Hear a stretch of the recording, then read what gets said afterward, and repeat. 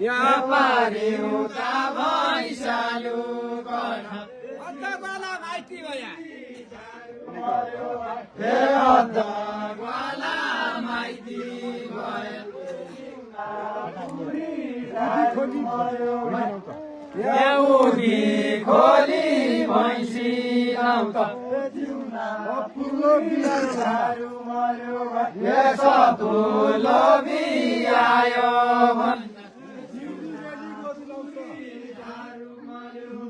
एउटी बेली गोरु आउँछ बगुवा बिआयो भन्दा गोरु एउटी बेली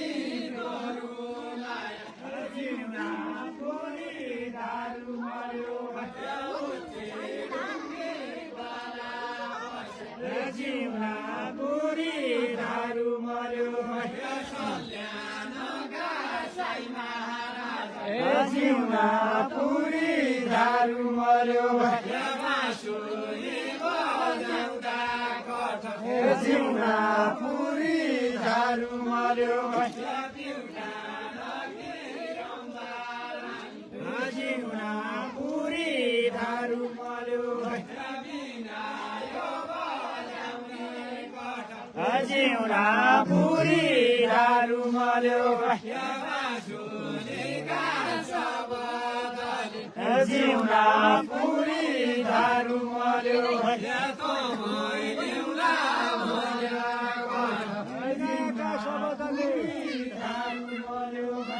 विनायका सबदले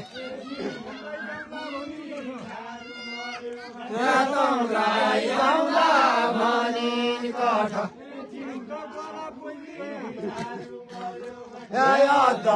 ग्वाला पहिली भया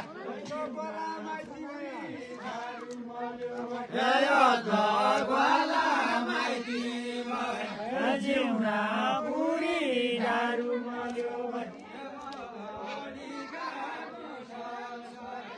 जिउना पुरी दारु मर्यो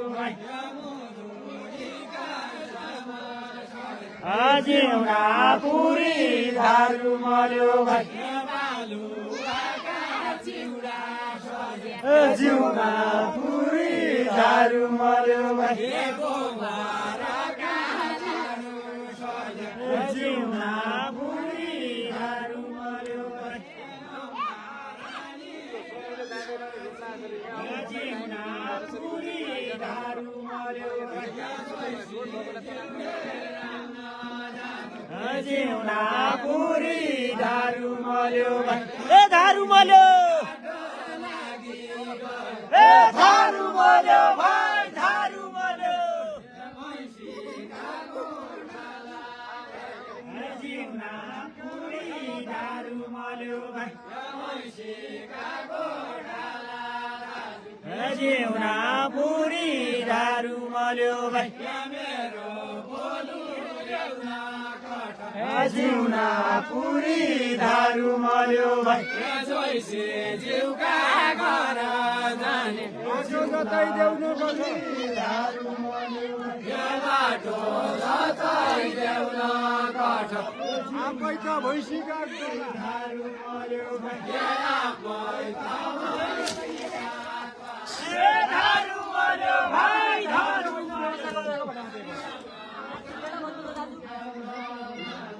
जिउना पुरी दारु मर्यो जिउना पुरी दारु मर्यो पुरी बाटो लागि गोरुका गोवाला भेट्यो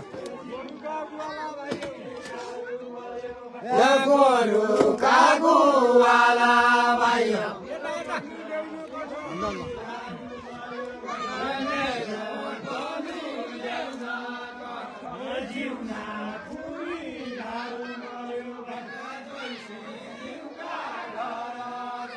जिउना पुरी दारू मर्यो भाइ जिउना पुरी दारू मर्यो भाइ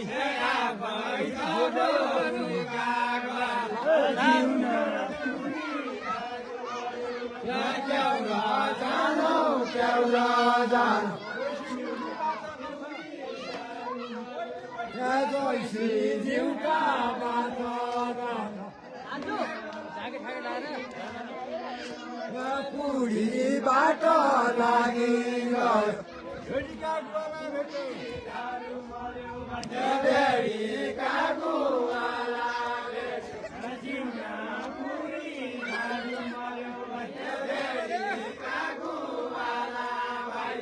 दारू मल्यो भाइ दारू मल्यो जिउना पुरी दारू मल्यो भाइ जिउना पुरी दारू मल्यो भाइ बाटो जतै ल्याउन काठ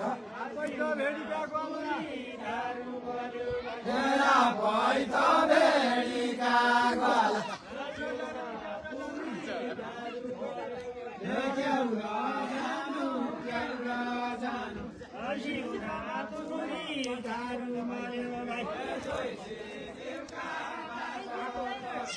जिउना पुरी दारू मल्यो भाइ ओहो दारू मल्यो भाइ ए दारू मल्यो भाइ दारू के जग्गा पनि दारू मल्यो भन न त्यही ठिकाले भने हुन्छ नि हो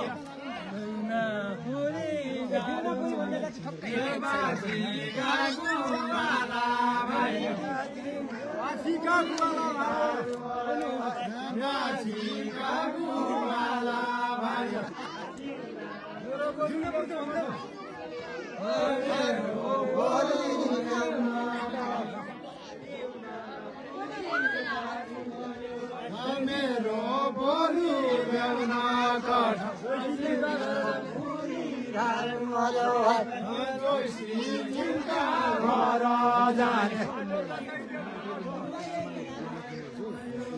बाटो जतै ल्याउन काठ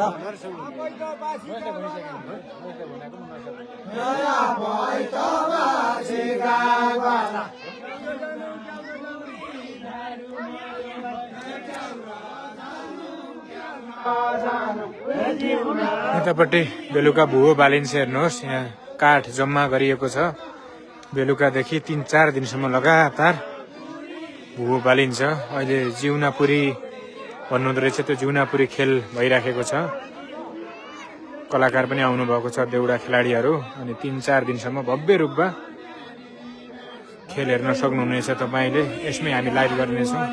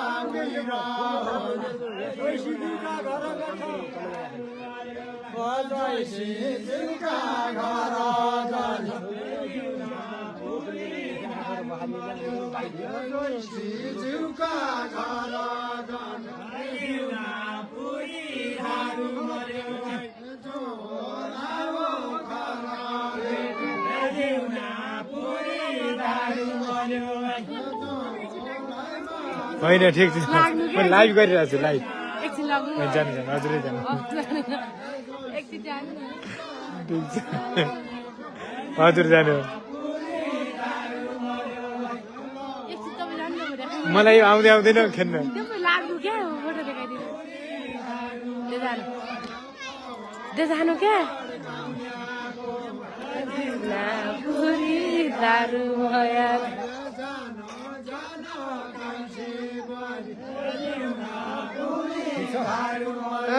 अङ्कलको ससुराबा पुरी दारू मया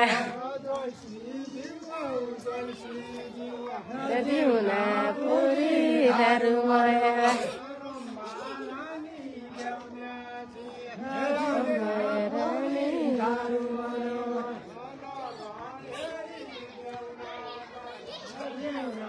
भइगयो मैले देखाइदिएको छु पुरी दारू मल्यो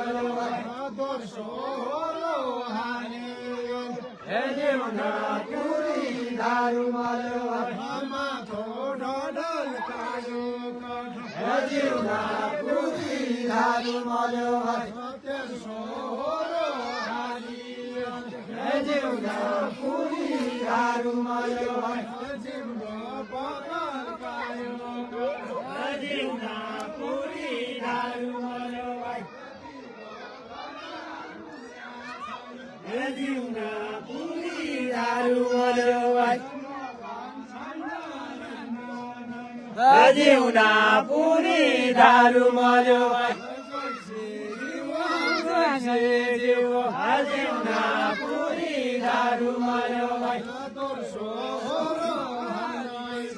पुरी दारू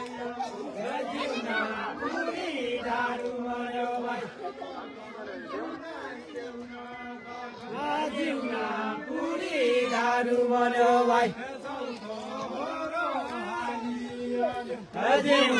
पुरी दारू मल्यो भाइ पुरी दारू मल्यो भाइ पुरी दारू मल्यो भाइ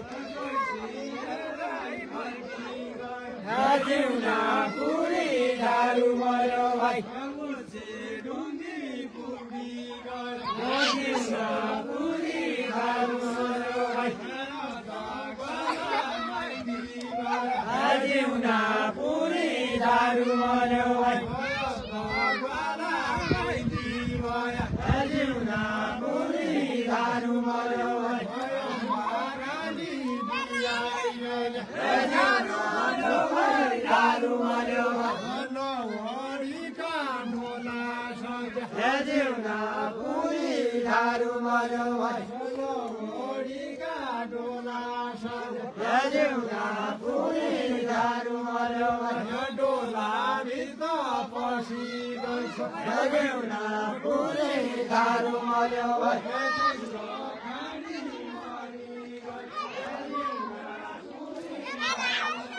अगाडि मुडा छन् हेर्नुहोस् भुवो हो आजदेखि रजातोली बाजुरा जिल्ला बुढीनन्दा नगरपालिका वडा नम्बर 7 रजातोलीमा भुवो पर्व सुरु हुँदैछ ऐतिहासिक भुवो पर्व यो मुडा बाल्नुभन्दा अगाडि नै यो भुवा खाडोमा उहाँहरूले यसरी यो जिउनापुरी खेल्नु हुँदो रहेछ अहिले खेलिराख्नु भएको छ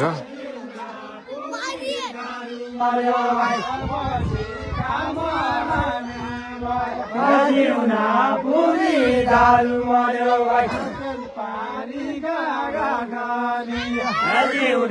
पुरी दारू मल्यो यो के खेलिराख्नु भएको छ जिउनापुरी भने के हो हजुर ब्रह्मा रानी र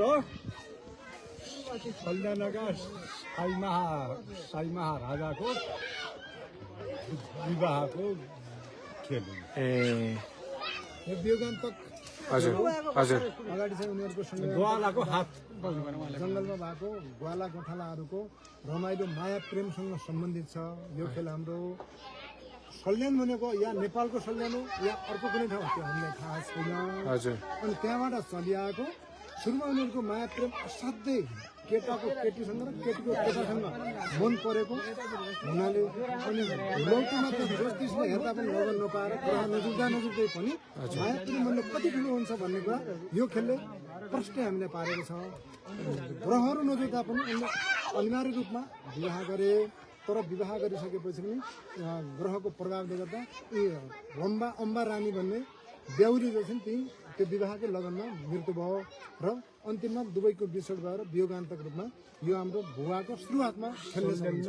ए यो परापूर्व कालदेखि खेलिराख्नु भएको छ होइन? कालदेखि चलिआएको हजुर यो चाहिँ तपाईँहरूलाई याद रहेछ होइन? पुरै पुर्खोबाट सिक्दै आउनुभएको? हामीले अहिले फेरि यो धेरै छुट्यायौँ, यो 1-1.5 घन्टासम्म चल्छ। हामी त अहिले धेरै रमाइलो भनेको सूर्य अस्ताउने बेला धेरै रमाइलो हुन्छ। असाध्यै रमाइलो हुन्छ। यो हाम्रो भने सूर्य अस्ताउने बेला मात्र खेल्ने खेल हो, बिहान खेलिँदैन। भोलिको बेलुका पनि यो भोलिको बेलुका पनि यतिखेर ए जहिले पनि खेल्नुहुन्छ? जहिले पनि खेल्छ। यो सूर्य अस्ताउने बेला यो रमाइलो लाग्छ। हजुर 2 दिनको लागि यो खेल आज र भोलि। त्यसपछि अरू हाम्रा गाथा र अरू खेलहरू छन्। मैले त यसो अलिक ढिलो आएछ भने पशुको जस्तो पनि लाग्यो आज मलाई एउटा, किनभने म एउटा रोकाएको चेलो भएको नाताले मेरो पुर्ख्यौली उची ढुङ्गे रोकाएर रहेको हुनाले यो चाहिँ गाथाले उची ढुङ्गा भन्ने एउटा शब्द सुने, मेरो त एउटा त्यहाँ पुर्ख्यौली ठाउँ रहेछ भने जस्तो पनि लाग्यो। आज मैले यो अनौठो मैले सुने, यो सुन्दा मलाई किनभने एउटा कस्तो कस्तो अनौठो लाग्यो।